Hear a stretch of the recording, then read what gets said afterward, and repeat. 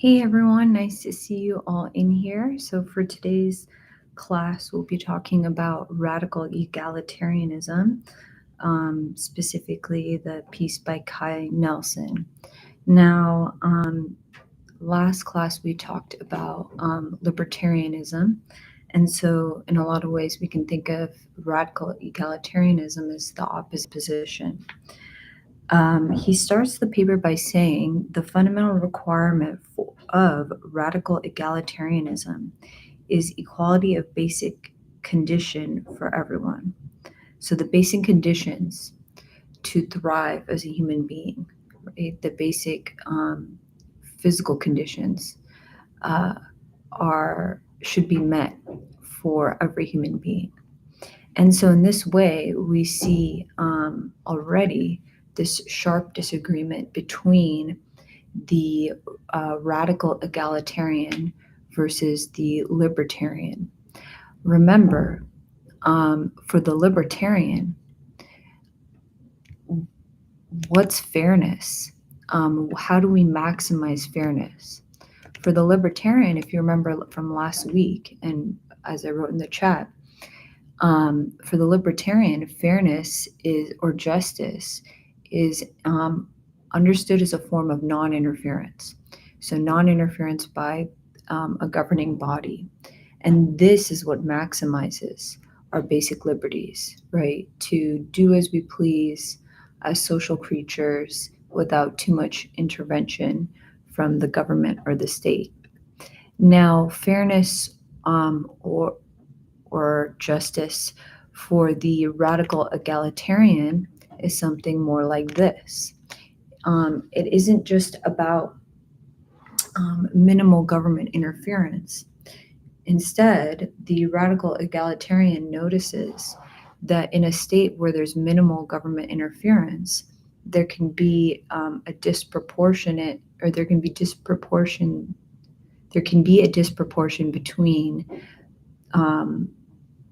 between wealth amongst the people in the society, right? So with minimal government interference, we can have a hyper-capitalist economic system where, let's say, the top 1% own over 63% of the GDP.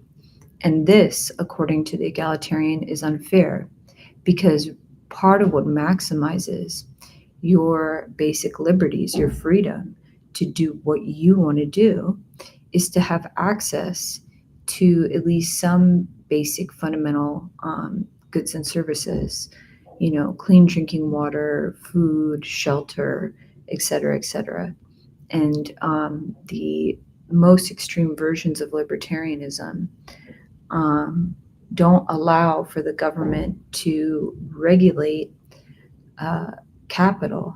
And so if there is this extreme disproportion in wealth, let's say, that's okay to the libertarian, but it's not okay to the egalitarian. And so these two camps, really what they disagree about is to what extent having capital, so having goods and services, is a necessary feature of freedom, of human freedom, of our basic liberties. Okay?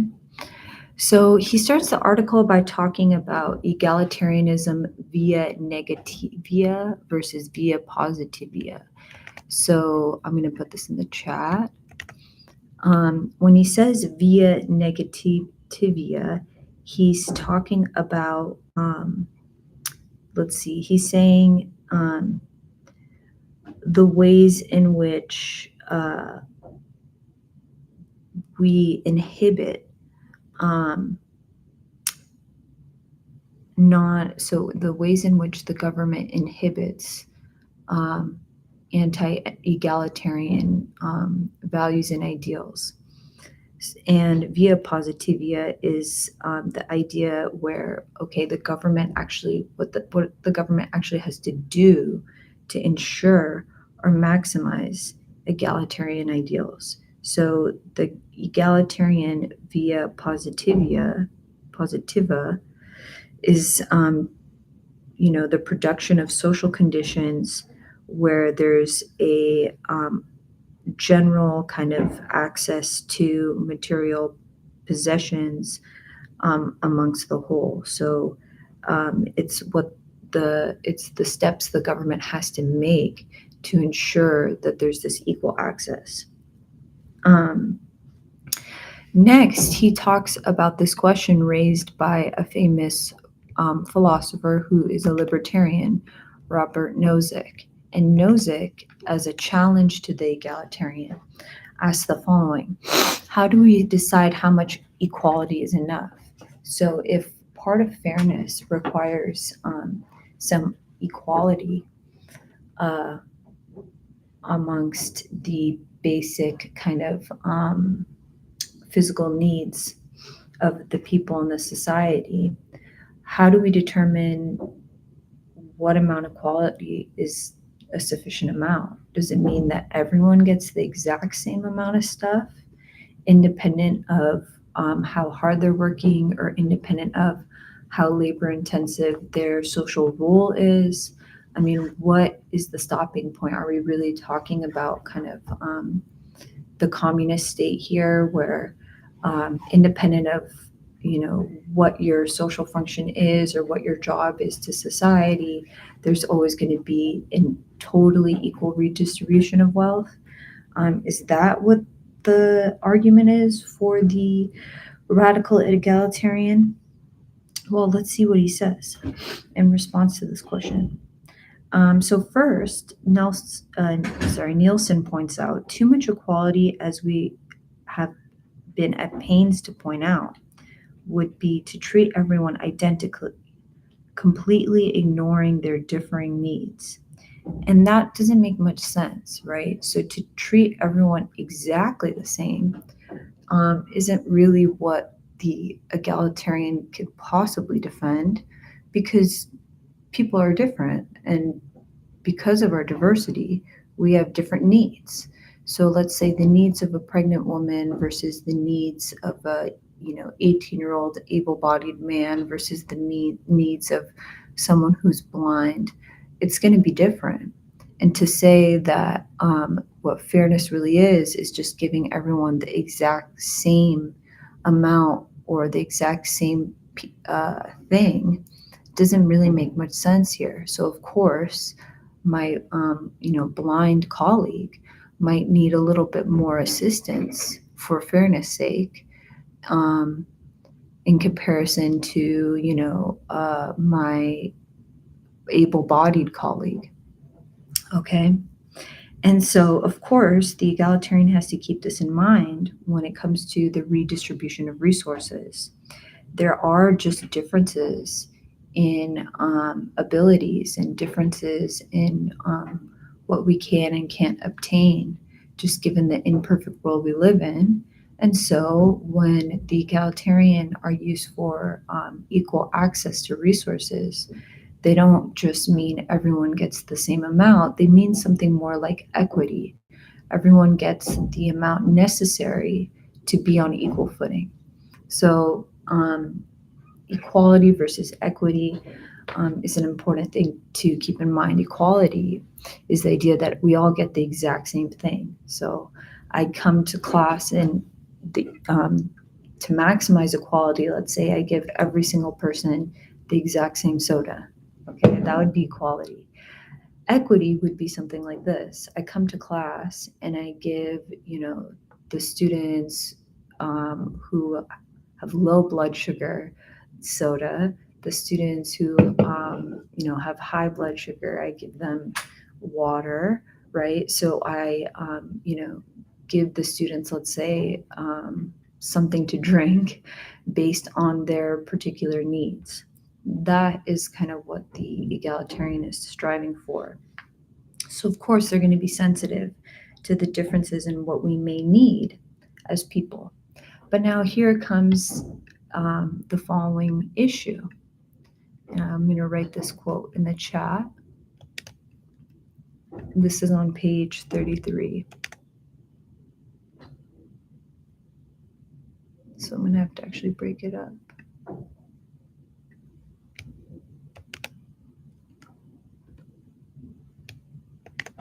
Okay, so here's the quote. An egalitarian starts with the basic needs, or at least with what are taken in the cultural environment in which a given person lives to be basic needs, and moves out to other needs, and finally to wants as productive power of the society increases, as productive power, of the society increases. So what is he saying here? Well, what he's saying here is once we start to realize, okay, really what matters is not giving everyone exactly the same thing, but giving everyone the same, um, giving everyone resources such that they have the same chances as anyone else. That requires us to really think of what a person needs in a particular circumstance or framework. So, what I may need, let's say, as a Southern Californian, may be quite different than what a, let's say, New Yorker needs to thrive. For example, as a Southern Californian, we all may know that part of what we quote unquote need to thrive is access to transportation. And in our area, that means more or less a car. There are buses, but we don't live in New York City with a really organized and robust, metro system. And so the needs of, let's say, a Southern Californian with regards to transportation, a car, is going to be different than the needs of a New Yorker with regards to transportation, you know, just access to something public like the subway system.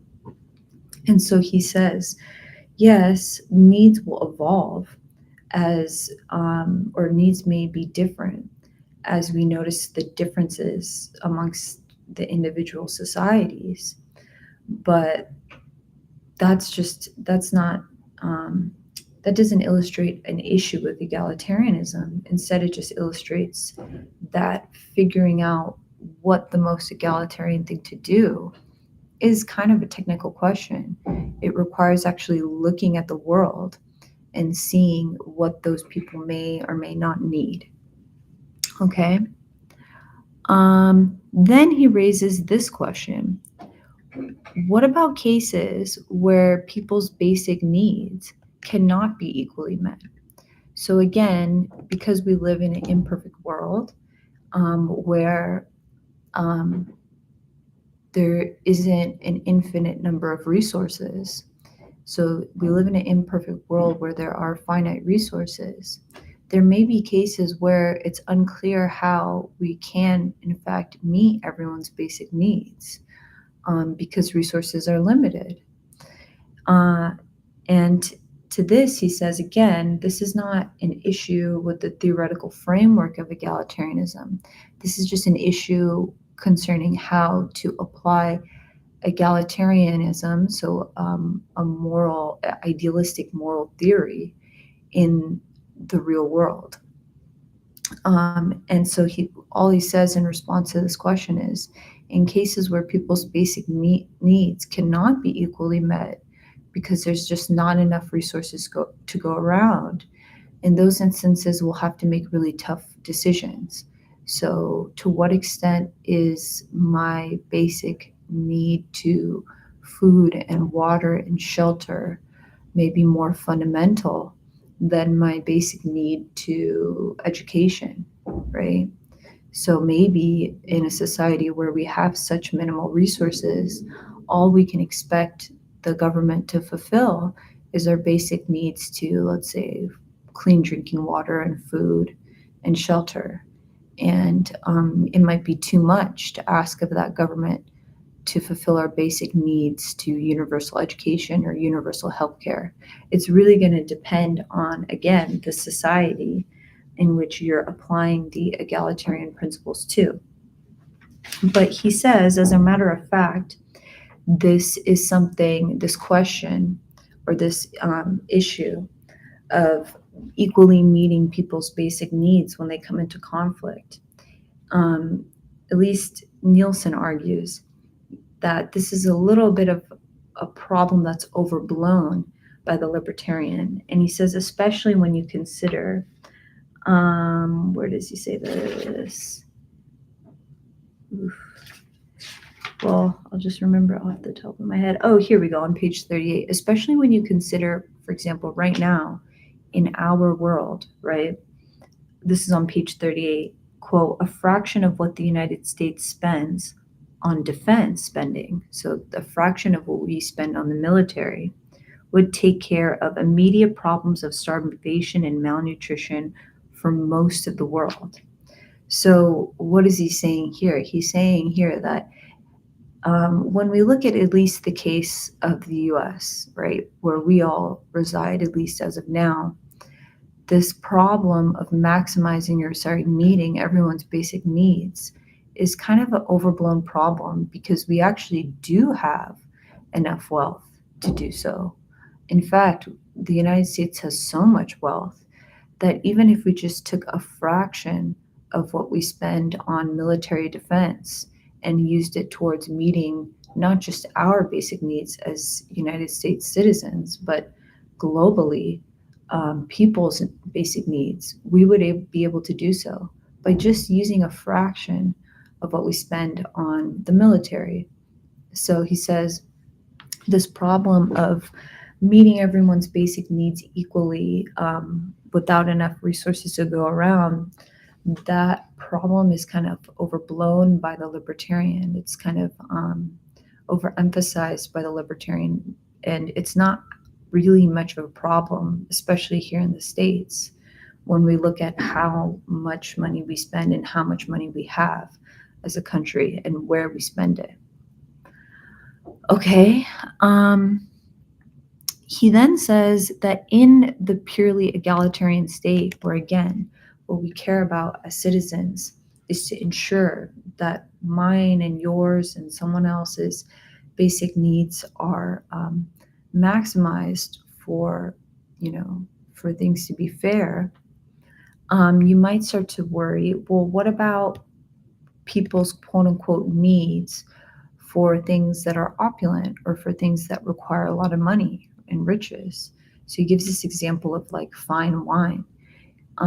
You can maybe imagine certain people, wealthy people, let's say, have a need for good wine, a need for fine wine. And it's not fair to ask them to give up that need in order to help support another person's more basic need or basic need to, let's say, access to food and drinking water. How is that fair? Isn't this a need just like anything else? A rich person's need for good wine. And our author's response is just the following. So let me put this quote in the chat as well. This is from page 34. He just says that if they're not getting the, what did I mean there? 34. If they're not getting them at the basic price we have to pay for everyone having their basic needs met, then it is a price we ought to pay. So if it's the case that not getting access to the fine wine is the price that rich people have to pay for having, let's say, every United States citizen's basic needs met, then that is the price they should pay. They should be willing to give up their quote unquote need for the most expensive wines in order to ensure that everyone's even more basic needs, like access to food and water, are met. And he says, you might think that this is just too lofty of a goal, like it's too morally demanding, this equal sharing of the burdens, right? So like me taking on the burdens of other people just as much as I take on my own. So me, again, curtailing, let's say, my desire to drink fine wine, my need to drink fine wine, in order to ensure that someone else's basic needs are met. Is that just too much to ask for us selfish humans? Is this moral theory just too demanding? In other words, a moral theory that requires us to be so altruistic and selfless, such that we're like, I don't know, a Jesus Christ or a Gandhi or something, is an unrealistic moral theory. It's an unrealistic, in this case, not just moral, but political theory. And does this imply, therefore, that egalitarianism is unrealistic because it does require some equal sharing of burdens? And again, what he says in response is that at a certain point, the equal sharing of burdens is just necessary. To live in a society, we have to somewhat consider the needs of people outside of us. It's just part of what a society is. In other words, if we didn't do so, if I didn't care at all about you meeting your basic needs, then we would live in a society with a lot less freedoms. So, in a society where we just ignore um, people's basic needs being met, and we instead just focus on, um, you know, instead we just focus on, you obtaining money or capital by means of your labor or efforts or your business savviness, et cetera, et cetera. Um, that type of society won't be the most fair one. It won't be the society that best maximizes our freedoms, because a lot of our freedoms are determined by having our basic needs met. So now notice, if you're a person who constantly has to worry about feeding yourself every single day, so not going hungry, notice you have way less freedom than your wealthy friend who doesn't have to worry about this. And why would it be the case that your freedom is any less prioritized than theirs, right? So there's always going to be these trade-offs. And what we're going to have to really sit down and think critically about what's more important. My basic need or my freedom to get the most expensive wine I want, or a person's basic need or freedom to have just access to enough food to survive. And most people, he thinks, would agree that, yeah, giving up some of our, I don't know, maybe more like frivolous, I don't know, desires as wealthy people, most of us would agree that, yeah, maybe I'll give up some of those desires, like having access to the finest wine, to ensure that my fellow human beings in my society have enough food to eat. Otherwise, we live in a society that is less free. The person without food to eat is less free than the wealthy person. And that's not a maximization of liberty. That's not us maximizing everyone's freedom. It's instead now us only maximizing the freedom of those that obtain the wealth. That doesn't seem fair. So he kind of ends with this question, which I think is the central kind of objection to the egalitarian position, which is, in order to get to the egalitarian system or state, let's say even just in its most extreme form, in order to get to the communist state where everyone has equal access to, um, to goods and services that meet basic needs like food, water, healthcare, shelter, doesn't that give too much power to the government? Okay, so let me again ask the question.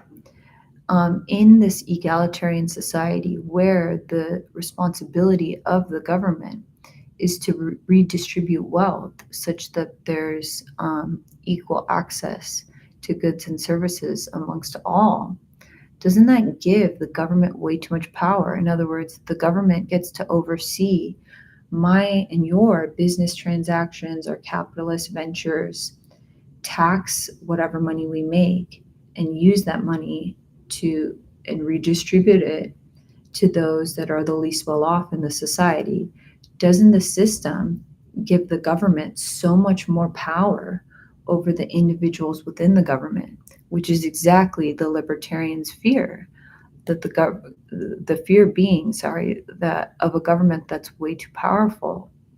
Isn't that something we should worry about? In response to this, what Nielsen says is, well, look, the libertarian has the exact same problem, which you guys were pointing out last class, but now with regards to capital. So like who has more or less wealth. So in response to this worry, Nielsen argues, doesn't the capitalist state give too much power to business owners over their workers in a similar way? So in the same way, you might worry that in the socialist state, or the state that starts to edge towards communism, that the government has too much power with regards to redistributing wealth. In the same way, if we live in a totally libertarian state, doesn't the business owner have too much power over, let's say, the workers for their business? So let's say business owner A has so much power over the people who work at their business or their sweatshop, let's say workers B, C, and D. This is what he talks about at the end of the article. And isn't that ill distribution of power just as worrisome as a system where the government has the power to redistribute wealth? And at least according to Nielsen, it's just as problematic for the libertarian. So it's like, either way, you're going to have a system where one group is having too much power over and above the other group. And now asks the egalitarian, which is the more fair system? The system where the government has more power in general over its people when it comes to redistributing wealth so that we all get more or less an equal chunk of the pie? Is that a worse power dynamic, or is this a worse power dynamic? A business owner has too much power over their workers such that they can pay them however little they want because they know that there's a surplus of workers that will, take their job if these people are fired, if these people quit. And he says that this second system, so really the system that we live in, this hyper-capitalist system, is the more worrisome system. So in other words, a system where really your power is determined by how much money you have. That system seems to be less fair than the system where the government redistributes wealth. And the question now is why? And the answer is, well, a system where wealth equates to power. Well, now notice wealth equates not just to power by means of having control over the means of production. It also means wealth equates to political power. And that is exactly what we're seeing, let's say, in a country like ours. Corporations have a lot more power than me and you as individuals in the political sphere. So he says that this kind of worry the libertarian has with regards to the state having too much power, it comes up for them as well. But now for the libertarian, this problem comes up as people with money, people with wealth have too much power over and above the people who don't have wealth. Okay? So that's egalitarianism, and that's it for today's lecture. I'm going to be sending this out, and you guys can get started on your mini papers. Okay? Bye.